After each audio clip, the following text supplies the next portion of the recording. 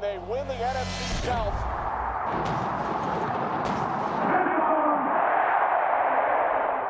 We got Bucs news, thank you, Lord. What's good, everybody? Let's talk some Tampa sports. Jason Licht, Todd Bowles, multi-year extensions to continue what they have been building over the last 5-ish years, we'll call it.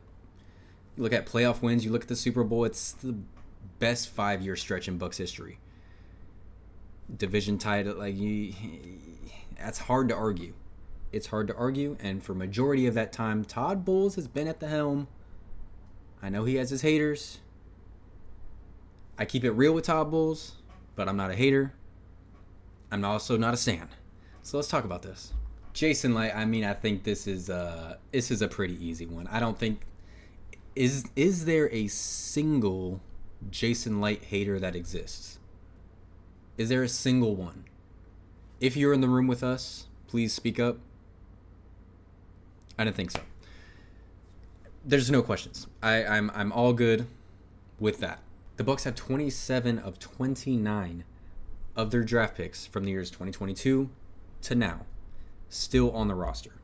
And at least one draft pick from each class dating all the way back to 2017. 2017 doesn't seem that long ago, but that was 8 years ago. And there's still one guy from each class, at least, on the roster. That's impressive. That's why he's getting an extension. That's why he's been here for 12 years and counting. The continuity, what he's built in that front office, when you look at not just him himself, but everyone under him, and how it's just the self-promotions within the organization and guys work their way up. Of course, there's going to be, spy techs who get pulled and, go to be the GM of another team once they deserve it. And that's what happens when you have a good GM. That's what happens when you have a good leader. And that's the case that the Tampa Bay Buccaneers have. And there's no issues with that. I'm good, right? I don't think I need to spend too much time on that. We know he's the best GM in the NFL. We know this. Some quotes from ownership. Jason and Todd's excellent leadership and vision have been critical to our organizational success, and the winning culture they have established has us well positioned into the future. Jason has evolved into one of the top talent evaluators and general managers in the NFL, while Todd has led us to 3 consecutive division titles and is one of the league's leading defensive minds. Under their guidance, we will continue building towards another championship. I don't think I can disagree with that. Of course, there will be people out there who are leading defensive minds. Todd Bowles. Jason Licht's quote, "I'm very grateful to the Glazer family for their trust and belief they have shown in what we are doing here. Their commitment to providing the resources along with their dedication to fostering a winning culture throughout the entire building are the primary reasons for great success we have enjoyed these past 5 seasons. I am also very excited to continue working alongside Todd well into the future as we continue our mission of finding and developing talented players and chasing additional championships for our great fans." Love it, love it. Most of the discussion has been, of course, about Todd Bowles. That's the more controversial one. Has he been a bad coach? No. Is he deserving an extension? Some people will argue against that. It was just last season where the whole debate of Liam Cohen or Todd Bowles, what should we do here? The Bucs offense just shot up to top 5 in the NFL, and their run game just shot up to top 5 in the NFL after being terrible the last 3 seasons. And should we give Cohen this promotion? And the defense didn't look good last year, and Todd Bowles the guy running that. So I'm not going to pretend that was not a discussion within the last year. So here we are now. Things have calmed down. Liam Cohen is out of the building. Josh Broussard's now the OC. And Todd Bowles gets an extension. I'm good with it. I appreciate continuity. I appreciate winning.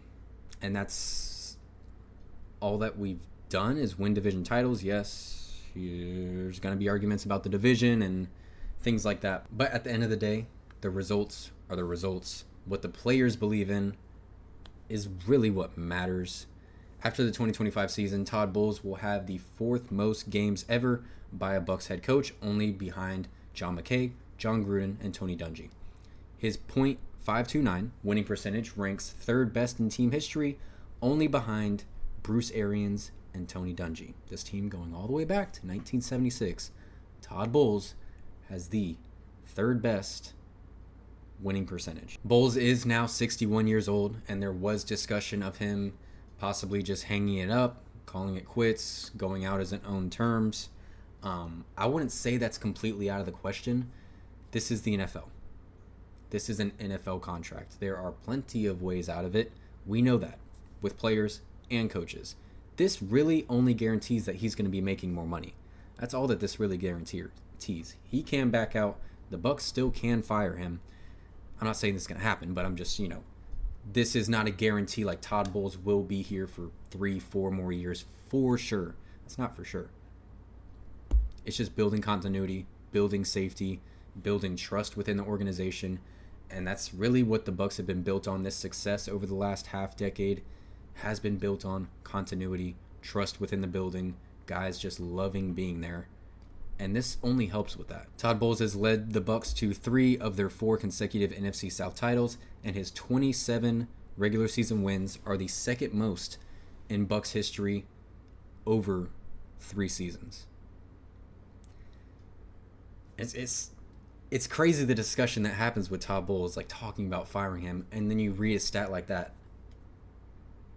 Over 3 seasons, he has the second most amount of wins. And he was kind of handed the treat of Tom Brady's gone. Now you have to figure out how to build this locker room back up. So for the defense, I think there's going to be a lot of eyes on the defense this year. Of course, after last year, we need to see improvement, especially pass defense, especially in the middle of the field. We have to see improvement. He's already talked about throughout the offseason of, looking at some changes, looking within, trying to figure some things out. And I think we will see an improved pass defense this upcoming season. Also, he was dealt a pretty rough hand last season when it came to just the lack of depth and injuries. Todd Bowles cannot control those type of things. And when you're throwing undrafted free agents at safety, linebacker, outside of McCullum and Dean, you're working with like Funderburk and special teamers and, giving him some, giving him some line, giving him some slack on that. But this year will be a big year. And especially given that he got this contract extension, there's going to be people that are looking at that and saying, are you going to show us you're a top defensive mind in this league? Like, what are we going to see that's like deserving of that contract extension? To me, my opinion, he's good. He deserves it. I don't think there's anything that's like happened that's been a fireable offense. That's just my opinion. But there will be people looking at this contract extension, looking at the results and saying, what are we doing if things go awry early on in the season? But like I said, I don't foresee that happening. I have a lot more trust in this defense going into it this year than I did last year, adding Hassan Reddick in that pass rush, drafting in the secondary like we needed to, and then Servassier Dennis hopefully staying healthy, Anthony Walker Jr. there adding depth. I think there's just a lot of pieces that we filled in the offseason that just lacked depth last year, like I was just talking about. It's going to help.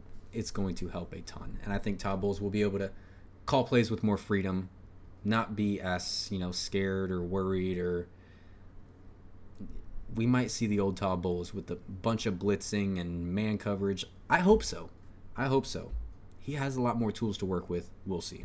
And then there's the folks that have the reasoning of defense is just not really the way the NFL is going. It's more offensively aimed now at this point, and we've now seen Canales go to the Panthers and Cohen go to the Jaguars.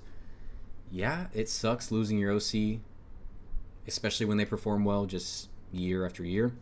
Now we're going in with Josh Grizzard, another young offensive mind who I have high expectations for, and I think will do good given the insane personnel he has to work with on the offensive side. That receiver room, the running back room, that offensive line, you got Baker at quarterback. I got high expectations.